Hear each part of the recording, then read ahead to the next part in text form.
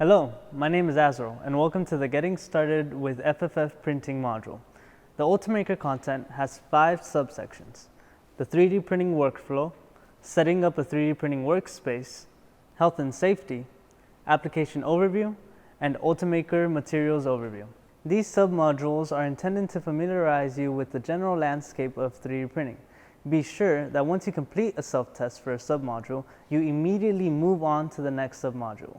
Once you've completed all 5 of the submodules, come back to Canvas and review the next section, Seminar Content. This section will familiarize you with common evolutionary process of hobbyist 3D printer operator. Finally, you will read a scenario and some follow-up questions. As much as you can, try your best to immerse yourself in the scenario. You'll be amazed at how much better your answers will be if you can put yourself into the mind of the scenario.